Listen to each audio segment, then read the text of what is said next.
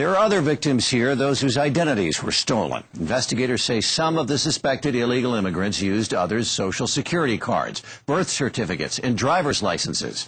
CBS 4's Catherine Blake is with us now tonight. And Catherine, many of them really had no idea that their identities were compromised, right? That's right. They didn't find out until the IRS came after them and said they owed back taxes on wages they never even knew existed.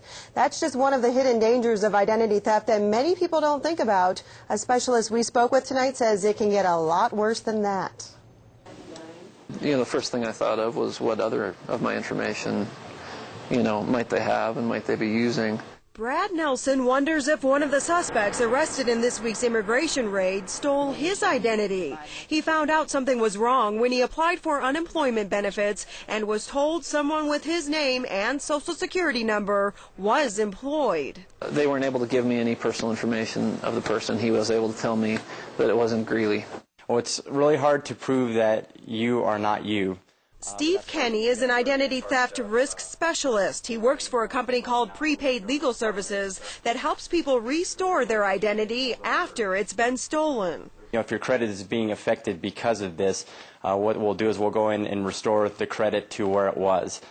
Financial losses are not the only problems victims have to worry about. Kenny says one of his customers was arrested for a crime she didn't commit. Someone stole her character, and she went to jail over the weekend for failing to appear. It was actually a prostitute who took her identity.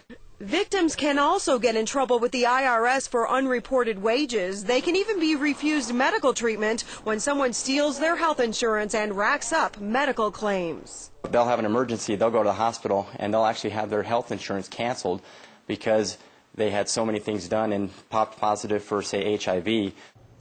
Steve Kenny also tells me that the thieves can use your personal information to get a driver's license. Some of them will even rack up traffic tickets or DUI charges in the victims' names. These are all things that victims in the immigration case need to be aware of and to be prepared to fight. Boy, it's just such a headache, isn't it? It sure is. All right, Catherine, thanks very much. We have put together some helpful information for identity theft victims on our website.